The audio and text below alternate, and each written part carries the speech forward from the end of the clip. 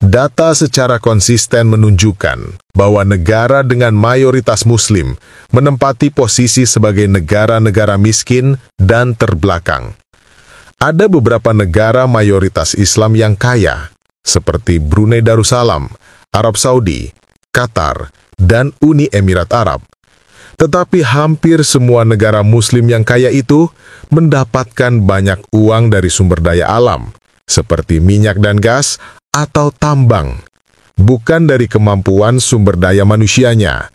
Jadi data secara konsisten menunjukkan mayoritas Muslim miskin dan terbelakang. Apa yang menyebabkan hal ini terjadi? Ada 6 hal yang dapat menyebabkan hal ini terjadi.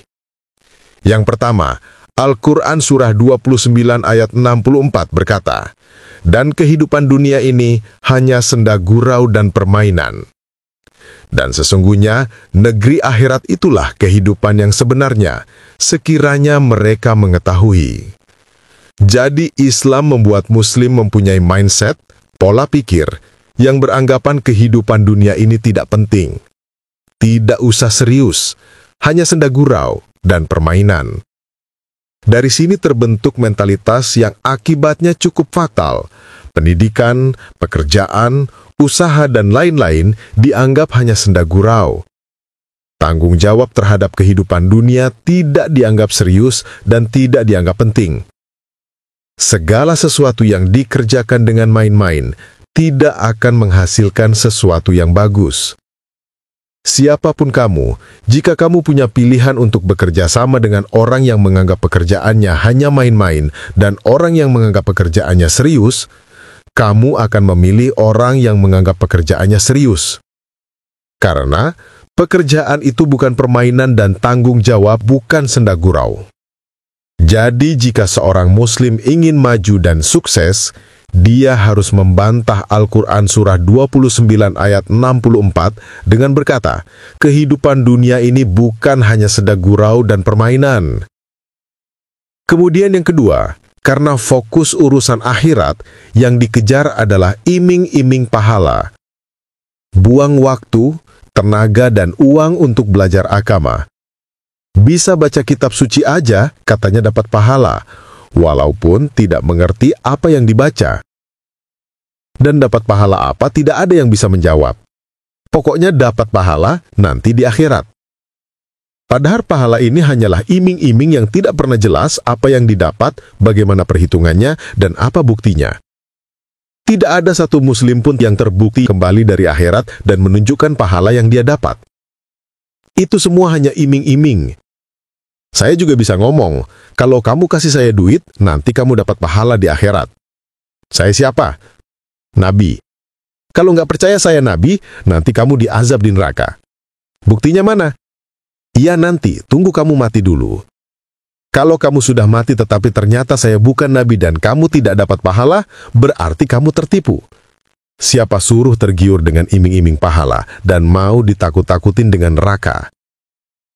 Tetapi terlepas apakah pahala itu benaran atau tidak, yang pasti, belajar baca Al-Quran tidak ada gunanya dalam kehidupan ini. Bagaimana mau berguna jika apa yang dibaca aja tidak mengerti? Ini membuat Muslim yang semakin belajar agama, semakin tidak punya kemampuan atau keahlian yang berguna dan diperlukan dalam kehidupan ini. Yang ketiga, kata Islam itu sebenarnya berarti menyerah atau takluk, tetapi sering diartikan berserah diri atau pasrah. Al-Quran Surah 64 ayat 11 berkata, tidak ada suatu musibah yang menimpa seseorang kecuali dengan izin Allah. Ini membuat Muslim beranggapan bahwa manusia tidak memiliki kendali atas takdir mereka sendiri. Segala peristiwa dalam hidup manusia, termasuk kaya, miskin, sakit, sehat, sukses dan gagal, sudah ditentukan Allah sejak awal. Konsep qada dan qadar atau ketetapan dan takdir dalam Islam ini sebenarnya ada juga di agama lain. Dan ada bagusnya, bisa membuat orang lebih bisa tabah menerima musibah atau hal-hal yang buruk. Tetapi hal ini seringkali kebablasan sehingga membentuk budaya fatalisme. Membuat orang bersifat pasif, hanya menunggu, tidak maksimal dalam berusaha mencari jalan keluar untuk mengatasi masalah. Padahal semua kesuksesan itu disertai dengan pantang menyerah dalam mengatasi masalah. Contohnya obat. Tidak ada satupun yang ditemukan dengan pola pikir pasrah. Sakit itu adalah takdir yang ditentukan Tuhan. Saya tidak bisa berbuat apa-apa. Semua obat ditemukan dengan pola pikir pantang menyerah. Bagaimana caranya untuk mengatasi penyakit? Muslim adalah salah satu kelompok masyarakat yang paling banyak di dunia, tetapi menjadi kelompok orang yang paling sedikit mendapatkan penghargaan hadiah Nobel atas jasanya dalam kemajuan peradaban. Jadi sikap pasrah ini mempunyai dampak negatif menghambat banyak hal. Bagaimana seseorang bisa maju dan keluar dari kemiskinan jika dia memandang kemiskinan sebagai takdir yang ditentukan Tuhan dan dia tidak bisa berbuat apa-apa untuk mengubahnya? Jika seseorang ingin maju dan sukses, dia harus berjuang dan buang sikap pasrah, yang artinya harus keluar dari Islam yang menghalangi dirinya dalam mengubah nasib menjadi lebih baik. Yang keempat, membuatnya lebih parah adalah syariat Islam. Setelah tidak ada terobosan, tidak berusaha keras dalam mengubah nasib, menganggap kehidupan dunia ini hanya senda gurau dan permainan, yang dipikirkan hanya halal atau haram.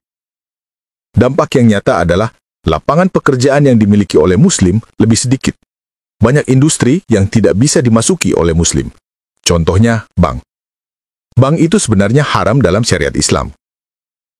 Contoh lain yang lebih sederhana adalah restoran. Karena tidak punya kemampuannya hanya membaca Al-Quran dalam bahasa Arab tanpa mengerti artinya, jadi hanya bisa bekerja sebagai pelayan atau tukang bersih-bersih. Ditambah masih memilih hanya mau bekerja di restoran yang hanya menyediakan menu halal. Ketika ada restoran non-halal buka lowongan, dia tidak mau bekerja di situ. Kalaupun ada pekerjaan di restoran yang hanya menyediakan menu halal, dia masih lihat siapa pemiliknya, Muslim atau bukan Muslim. Karena Al-Quran surah 5 ayat 51 berkata, jangan jadikan non-Muslim sebagai pemimpinmu. Ribet banget kan?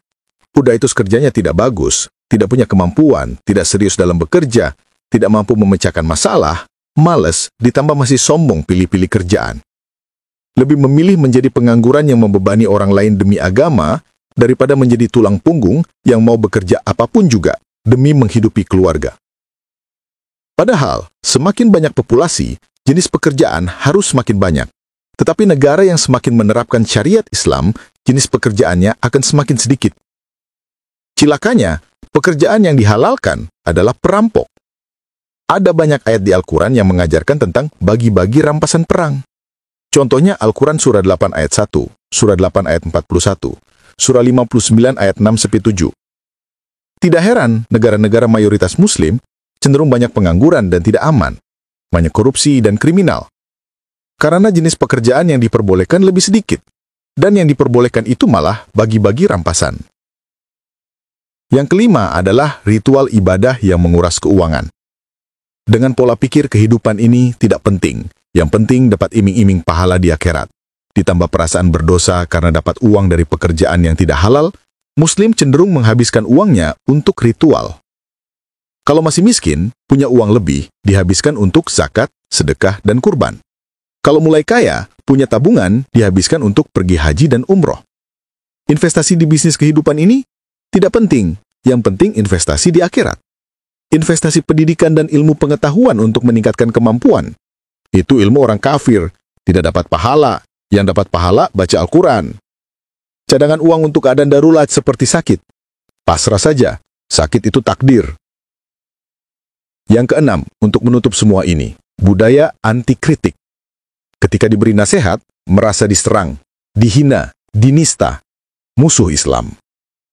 Karena Al-Quran surat 3 ayat 10 berkata, Muslim adalah umat terbaik. Walaupun kenyataan di depan mata umat Islam adalah yang paling bodoh, miskin, dan terbelakang, tetap merasa sebagai orang-orang yang paling hebat, tidak pernah berbuat salah.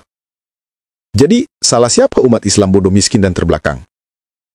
Selalu salah orang Yahudi, salah orang-orang kafir, tidak pernah mau mengakui diri sendiri salah dan memperbaikinya. Lengkap sudah. Menganggap kehidupan dunia ini hanya senda gurau dan permainan. Tidak punya kemampuan karena buang waktu untuk belajar hal tidak berguna demi mengejar iming-iming pahala. Tidak mau mengubah nasib. Malas dan pilih-pilih kerjaan karena yang di otak hanya halal, haram.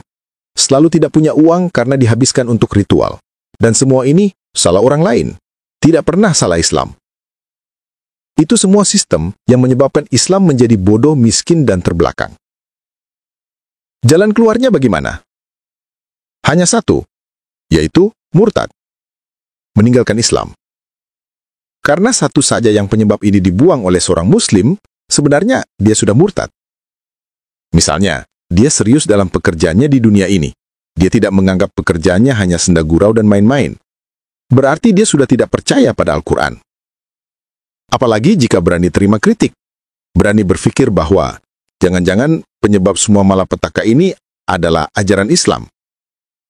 Itu bukan hanya murtad, tetapi sudah menjadi musuh Islam. Nanti ada Muslim lain yang berteriak, halal darahnya. Jadi daripada tanggung, sebenarnya sudah murtad tapi masih mengaku Islam, yang berarti menipu diri sendiri, lebih baik murtad beneran, berani jujur pada diri sendiri. Oke? Sekian video kali ini. Sampai jumpa di video yang akan datang. Allah